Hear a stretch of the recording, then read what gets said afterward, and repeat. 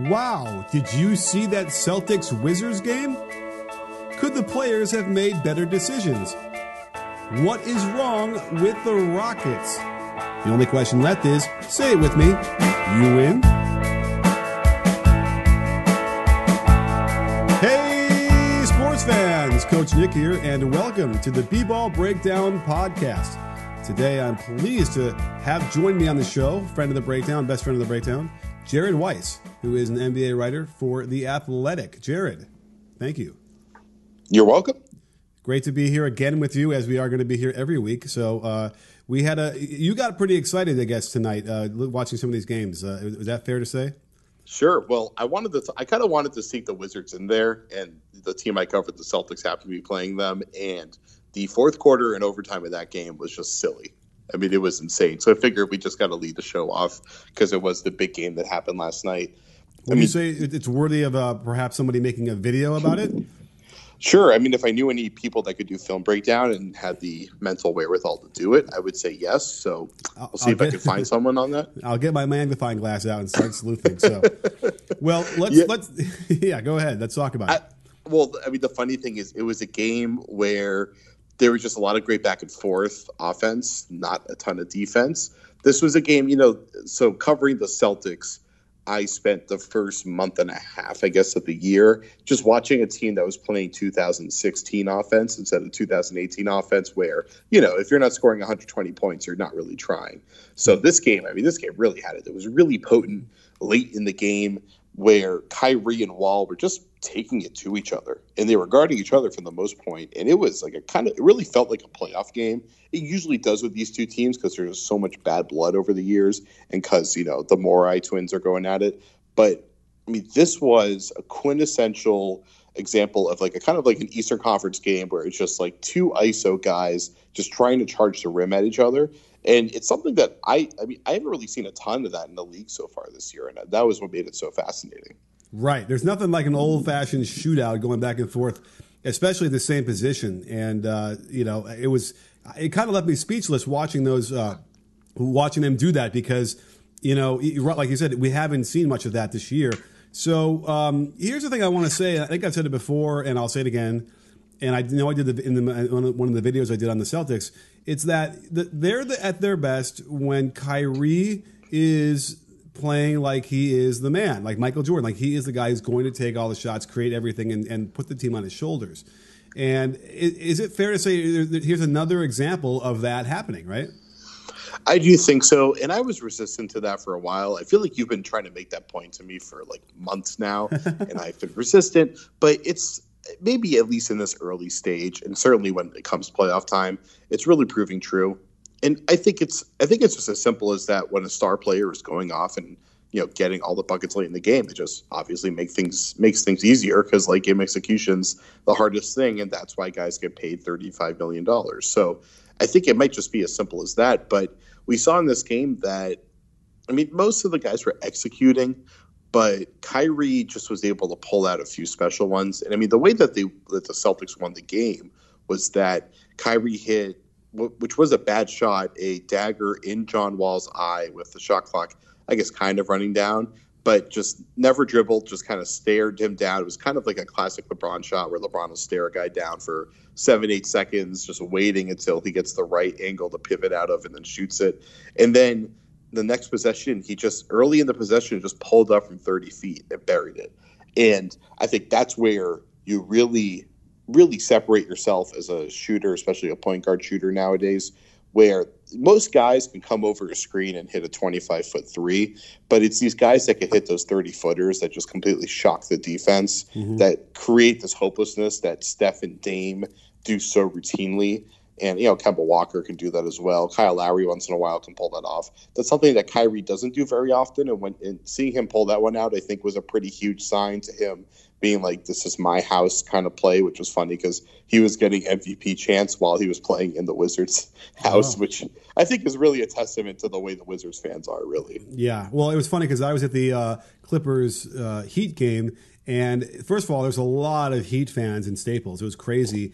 And they were giving Dwayne Wade the MVP chant as he's on his way out of the court after the game. It was kind of crazy. So hearing that... Sounds legit. Yeah, it's weird. So hearing that in a different arena is always strange. But the point I was trying to make with you about Kyrie being the man, and listen, it's easy to say, oh, of course, if a guy on your team scores 30 points, like the team's going to win. It's not necessarily true, but right now, if Kyrie scores 26 or more, they've won 7 of 9. They're 7-2. So, there's something there, but I don't know. It's just, and I can't give it to you any other way, but just like there's like some sort of visceral reaction I have when I watch him doing that seems to just make the team better than they are when he's not. Now, they've won a ton of games when he scored 17 points or less too. So, but there's just something about it that when he's doing that, it's like they are so tough to beat, like in my mind. Yeah, I mean, that's why the elite teams have elite players, right? I think we're just kind of stating the obvious here, so we shouldn't go too far down the rabbit hole. But yeah, that's what separates you and makes you actually an elite team. And to the Wizards' credit, I mean, John Wall, Beal had a really good game. Oubre hit some clutch threes, but Wall was getting to the rim every single possession there late. I mean, his ability to turn the corner showed, one, that he's definitely looking like he's healthy again, which, John Wall, when he's in shape and healthy at the same time, which doesn't happen a ton, he is definitely an elite point guard at that point, and we really saw that in this game last night. But what was really frustrating was that at the end of the game, Bradley Beal's coming down. They're down by 3. They need a 3 to tie it, and Beal's coming down, takes an early 3, misses it with, I guess, like 8 seconds left. Long rebound comes to John Wall, who barely saves it from out of bounds. Mm-hmm. They still have like 8 seconds left on the clock. They can work some ball screen action, some sort of dribble handoff to get a good shot, especially because Kelly Oubre had been so red hot late in the game too. Like, they could have made something happen, but instead Wall just like kind of turns around and puts up another 28 footer with front rims, and then Boston got the ball back and they were able to end it. So the lack of patience there on that final play was really frustrating. But Kyrie took 2 shots that were definitely not good shots, and he hit both of them. And if he missed those shots, he'd probably be making the same complaint. That's what elite players do. But frankly, elite players can also have the wherewithal to be a little bit patient and not just shoot it just because they're open, even if they're on the other side of the Potomac. Well, the difference also is that Kyrie is a 39% shooter from 3, and Wall is a 31.5% shooter from 3. On sort of high volume in a way that John Wall should know better than to take that shot for sure. There was plenty of time, and it almost like maybe he was caught up in all this shooting. And I kind of like, you ever do that in pickup where it used to happen to me? I don't play anymore, but it used to happen where I would hit a couple threes and then everybody would just start trying to jack him up to prove that they could do it too. I mean, if I ever hit a 3 in pickup, I would agree with that, but I'm just going to take your word for it. Yeah, but I mean, it's just weird because it kind of felt like that was what it was, especially in what you said, which is the context of him getting the rim every single time when he wanted to was insane. But again, maybe saying that John Wall made a bad decision in a crunch time game isn't necessarily the most unusual statement either, I think, right? That's true, but what's seared into my mind is one of the best games I've ever seen in person was Game 6 of the East Semis 2 years ago, where John Wall buried a game-winning 3 at the buzzer from the right elbow in Washington, and that game was so incredible. And he took a shot, and I remember when he took a shot, I went, "God damn it, John," as it was in the air, which I did again tonight, because you want to see him make the right call. But he hit it that night, he missed it this night. That's how it goes in the NBA. And it's also how it goes in most men's lives, where they struggle to look and feel good as they move into their 30s. Lord knows it's how I feel. You can look and feel your best right now by using Hims, a new wellness brand for men. The equivalent of long 2-point shots is letting your hair thin out and go bald. So get proactive and avoid the hair loss that 66% of men start to suffer by age 35. The solution? Visit 4hims.com, where you can take care of hair loss, skincare, and sexual wellness. My hair looks thick, the skin under my eyes smooth, and the permanent smile on my wife's face are all thanks to Hims.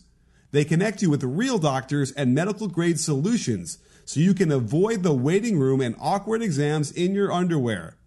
Order now, and you'll get a trial month of Hims for just $5 while supplies last. See website for full details. This would cost hundreds if you went to the doctor or pharmacy. So go to forhims.com/CoachNick. That's FORHIMS.com/CoachNick.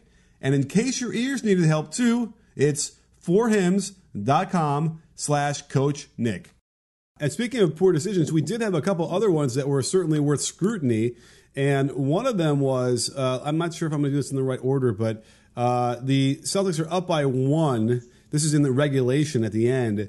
And first of all, the Wizards are trying to foul. There's only, 13, 14 seconds left, I think. And they're like grabbing Kyrie, and they don't give him the call, right? Like at half court. And so, but instead of pulling it out and like taking another 5 or 6 seconds off the clock, maybe before they really foul, Kyrie just goes to the basket, dishes it, and they get a dunk. That gives them a 3-point lead, but it gives Washington, right? Am I right with that? Is that right? It was a 3-point lead? Yeah, that was, I think Tatum threw it down. It was a nice feed, but I assume you're going to say the issue is they didn't run enough time off the clock. Right. Now, what we know what happened in the next play, in theory, they only needed a couple seconds to do what they needed to do, so it almost wouldn't matter if they took, even 4 or 5 seconds more off. But just as a matter of, fundamentals and decision-making, generally, when you're up by 1 in that situation with no shot clock on, I think the point what you'd want to do, I don't know, I would think would be to take as much time off as possible. I agree with that because you're not going up by 4, you're going up by 3, so they could still tie it up. So, but I guess they also felt that they were going to get fouled. But then again, Kyrie had the ball and they hadn't missed a free throw all night and he was red hot. So, yeah, I'm not really sure why Kyrie decided to make that play. But I think that's kind of part of it's both a positive and a negative for Kyrie is that when he's locked in, he'll oftentimes get a little too not cocky, but he'll get a little too excited maybe in the moment, and he'll get a little overzealous like he did in that case. Well, and that led to Bradley Beal getting fouled. Oh, I'm sorry. So now what's interesting was, by the way, this would have worked better than if they had taken off the time, because when you're up by 3, a lot of times teams want to foul. But you don't do that if there's more than like 10 seconds on the clock, and there was, I think, 13, right? Was it 13? That's right. So the Wizards inbound the ball, and they quickly foul them, and so they don't let them get a game-tying 3, which, again, that's the right principle, but it's too much time left. From anybody I would have talked to would have said, yeah, you have to wait until under 10 seconds. So Beal makes the first one, and he didn't miss the second one on purpose, right? That's pretty clear to you, right? It didn't look like it, but it certainly seemed like he nailed the on-purpose miss off the side rim because he was able to go and grab that rebound and then finish right away. And Marcus Smart, surprisingly, who was making so many incredible, typical Marcus Smart plays in that game, somehow didn't get up there and grab the ball in time, even though it kind of went right past him. So surprised that he wasn't able to finish that one off. But Beal was able to convert. I mean, that was a fluke play. Like, I don't think Stevens' game plan failed because of that. Like, that's just something that's pretty ridiculous. But, and Stevens had 2 timeouts. So the idea that I think he said after the game was go for the foul, expect them to hit both, or you get the defensive rebound and box out, and then you just kind of work the timeout advantage because they can keep advancing the ball. So it does make sense in theory, even probably was 3 seconds more, basically like a full possession more than most people would have done it. I don't know. I'm kind of shaking my head on that one. But okay, I mean, because I don't think you need the timeouts because you want the clock to run because you're up. But the thing was, so when Beal put it back, and the thing about Marcus Smart, though, even though it kind of whizzed by him, he didn't go where he's supposed to go to box out the shooter, as we all know from 6th grade on. And that was problematic. He kind of just floated down closer to the block. So again, we wouldn't have had overtime because he just would have done what he's supposed to do and grabbed the rebound. They would have fouled him, whatever. So, but that was kind of fascinating to see when you have these, interesting chess moves, especially in the regular season when you have some leeway to feel around with how things are going to work and what won't work. So, I would be surprised if Brad Stevens did that again and fouled with that much time left. I think he was kind of radical for doing that. I've never seen a coach foul outside of the 10-second line before. Yeah. Well, it was another, at the very least, it was an exciting game. And it was worth even getting the overtime because there's even more fireworks there. So great game and a big win for the Celtics. Now, it seems like perhaps they're starting to figure some stuff out. And does it relate to the fact that Jaylen Brown isn't starting or playing? Well, more the former than the latter, because I actually have a piece coming out today on The Athletic about how Jalen's kind of refound his ability to attack. And he averaged, I think, 21 points a game in his first three games returning from injury. And there's something about getting moved to the bench that seems to cure all the offensive woes for Celtics players right now, because Hayward had the same thing happen to him when he went to the bench a couple weeks ago, and now it's happening for Jalen. I think it's just that they get more freedom and they feel more comfortable to kind of attack and not feel like they're breaking up the offense. So that's working really well for Brown. And I think Brown, right before he got hurt and he fell on his back and had that bruised tailbone that he was out a couple of weeks for, I think he was just starting to find his groove again anyway. The big thing for him has been, his shot's been cold, but he's also just missing everything in the paint. And he's relying too much on some of his more predictable moves from last year that teams have game planned for. So he kind of went back and he's kind of focusing on kind of slowing it down once he gets into the paint and using physicality to position himself to get a shot off better. So he's looking a lot better now. And everybody else in the Celtics is looking better. They seem kind of like the complete team that they were supposed to be when they came into the season. Yeah. And what's funny was that it was one of the big things I suggested in the video I did right before they went on this run was that Jaylen Brown probably should come off the bench. So chalk one up. Whenever someone argues and I'm always wrong, at least I'm going to make sure I cite that part of my video, because that was what I said. And I think that he's much better going against bench units anyway. Well, Brad, thanks for listening to the pod and watching the videos. So good to have you on board. And, yeah, I had been saying even before the season started that I thought Hayward was going to spend a lot of time on the bench and that Baines would do some starting. Obviously, I didn't account for Mook having such a great start to the season, but I figured that they would just want to balance out some of these guys early on just to kind of integrate them smoothly. And I figured Hayward would need it just from like a recovery standpoint. Mm-hmm. And I think I was kind of late to accept that Brown made more sense off of the bench, really just because I think Brown he's a very efficient player in that he doesn't do much fluff. With him, it's just grab and go. It's just shoot or grab and go and try to get all the way into the paint, or he's going to pull up from the 15 feet when he gets around that little pinch post screen. His game is relatively simple in the half court offense. So I figured he probably should stay in the starting lineup just because he's able to kind of fit quietly in with the rest of the system. But I think it's pretty apparent that they just needed they needed more playmaking. They needed more confident deep shooting, and they needed more playmaking, putting the Marcuses in there around Kyrie, who's finally starting to get healthy and is finally looking dominant. They kind of have that balance down pat now. And part of what has made them so good recently is how they look in their NBA gear as they come out onto the court. And it's the kind of officially licensed NBA gear you can buy from Fanatics. I've got a coaching polo that instantly makes me a better analyst, and I'm sure wearing their stuff will improve your game too. I'm wearing one right now, and it's by far the most comfortable shirt I own, and I love the design. Fanatics is the world's largest collection of officially licensed fan gear from all the leagues, teams, and players you love. There's a gigantic sale happening right now over at Fanatics.com, and you can get jerseys, sweatshirts, winter jackets, backpacks, tons of apparel and gear, all branded with your favorite team and or player. And if you buy a jersey of a player that gets traded within 90 days, they'll replace that jersey with another player from that team or your favorite player's jersey on their new team. They've got thousands of products for college and pro hoops fans. Join Fanatics Rewards today and earn fan cash on every purchase. And get free shipping through December 31st by using my link, fanatics.com/Coach Nick. That's fanatics.com/Coach Nick, and get free shipping through the end of the year. Well, let's talk about the Rockets, because that's an interesting discussion, part of one video I'm going to be doing soon about the biggest surprises of the year so far. And certainly their record is a big surprise. I've been digging into some footage, and so I'm kind of curious what your take is right now on what is ailing the Rockets. Well, I'm not going to focus on Chris Paul because I feel like that's getting beaten to death by everyone.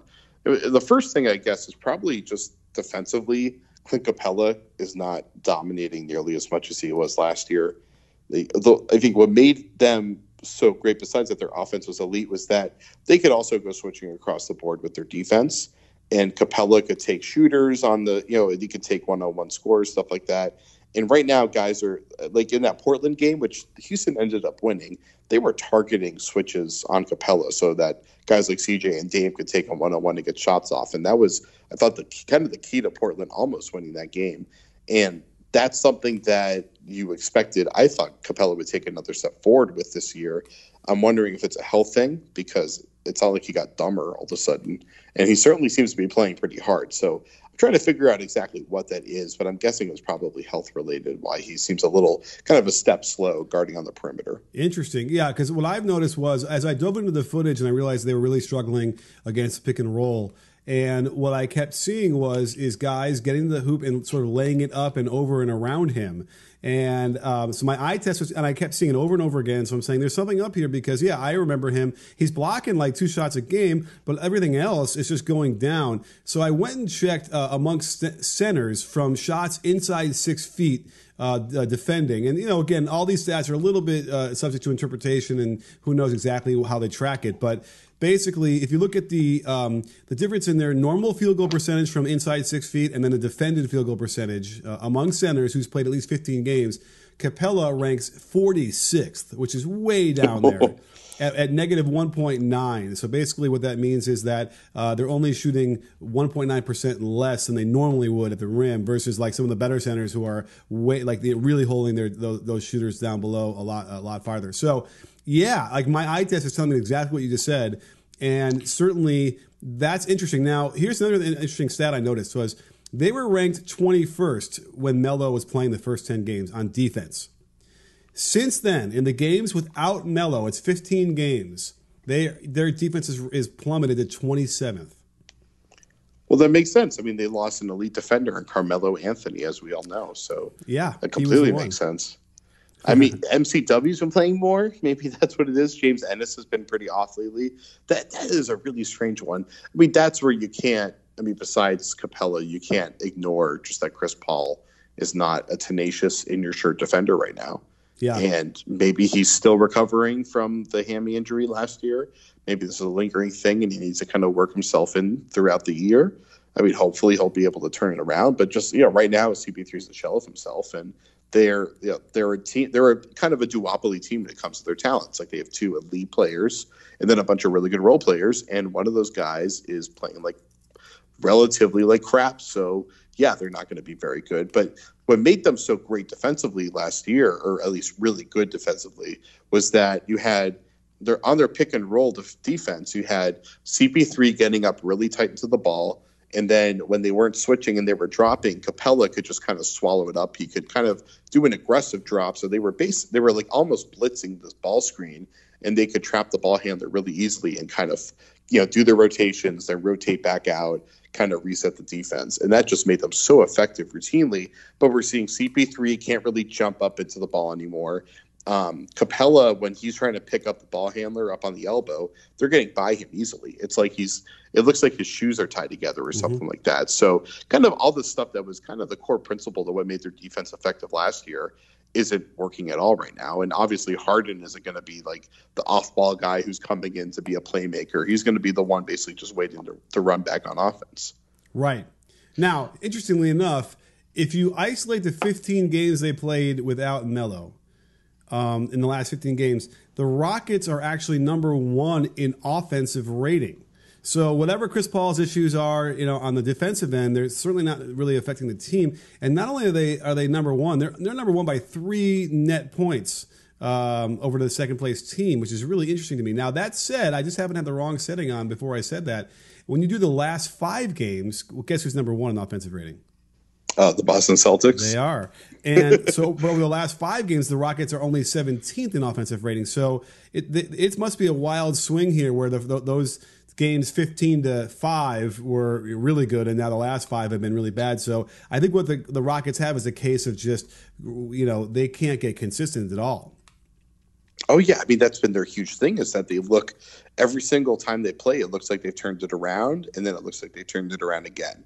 Mm-hmm. And D'Antoni's been really criticizing them for consistency issues. And I think they had They had some sort of brutal practice lately, apparently, recently, where they were really hammering home just how inconsistent they were. And I mean, there was that game against Dallas where Wes Matthews dropped 21 on them, where I think people thought, or at least they figured that they would win that one. They were up pretty big in the fourth quarter, and then Luka had that incredible comeback. And we're going to have to squeeze some Luka talk in there, But their offense did not respond to Luka hitting them. They should have been ready for that because they see James Harden do this to teams all the time, and Luka was basically a James Harden clone in that game.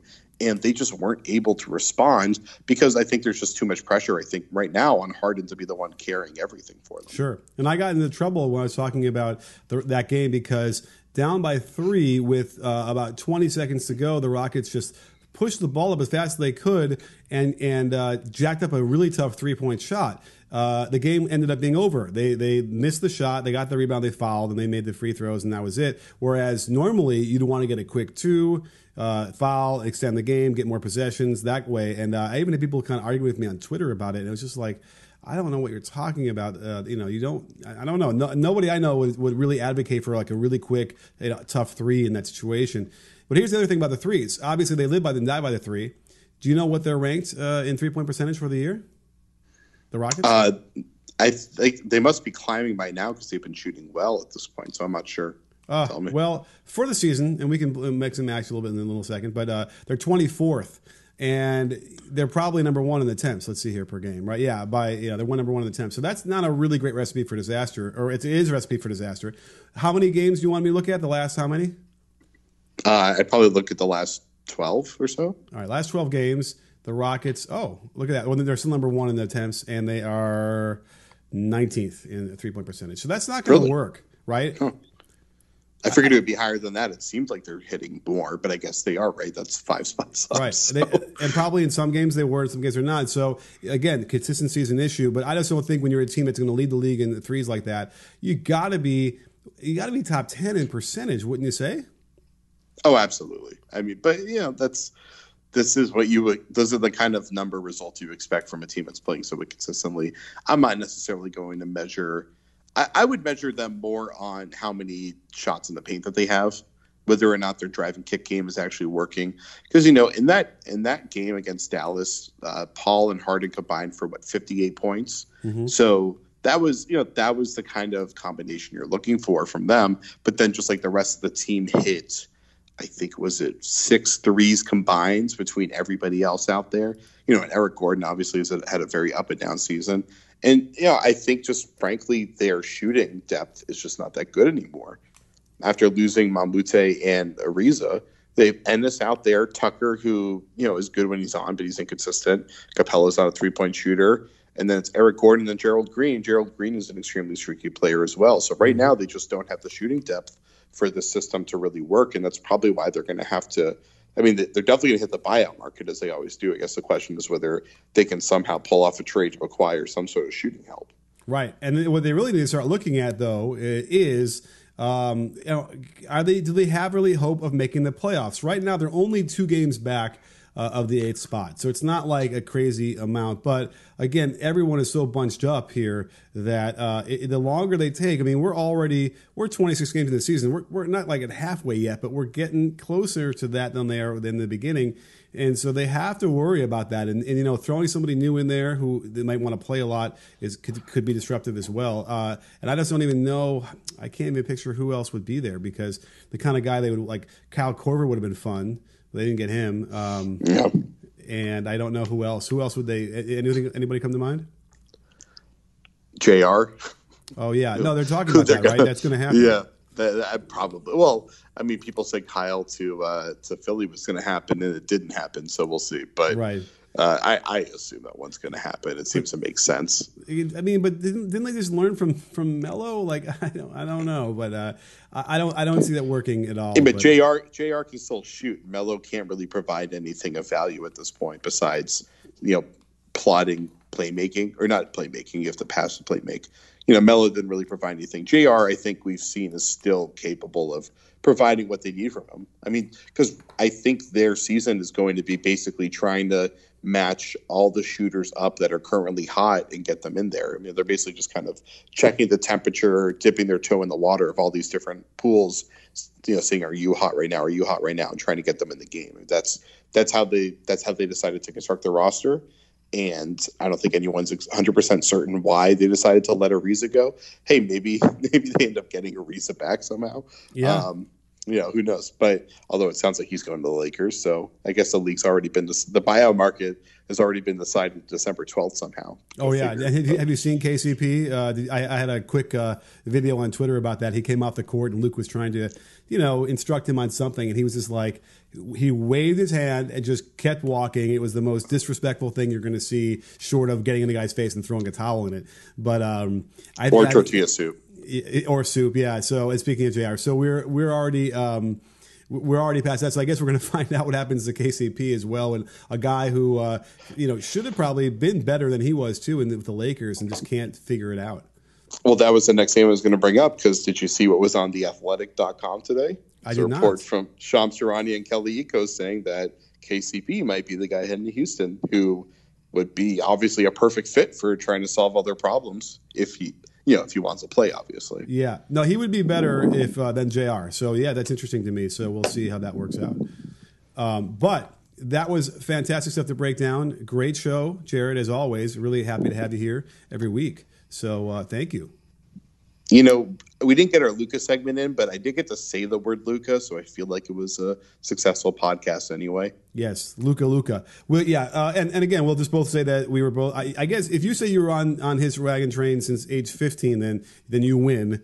But I was there. I was there early enough. But yes, certainly, I did some videos on him. He's just an amazing talent and really fun to watch. I'll never get over him not going first. I mean, maybe when DeAndre Ayton gets into the Hall of Fame, but we'll see. I don't think I'm ever going to get over that one. Well, you know what? The topic we'll talk about next week will be why these teams keep drafting these like traditional big center kind of guys rather than the 3-and-D that you'd want. Now, Luka isn't necessarily in that category either, but the idea that you're not going to draft the guy who's like 6'8" and who can play defense, who can knock down threes, that's the guy you should be drafting at the top of the order. Yeah, I think I have a lot of thoughts on this just from a philosophical perspective and a modern team building perspective. But yeah, we'll save it for next week. Awesome. Well, thank you so much for joining me today, Jared. And thank you guys also out there for joining us for this great podcast. And don't forget, sports fans, at B-Ball Breakdown, we're not a channel, we're a conversation. You in? Are you in, Jared? I don't think I'm going to answer that one.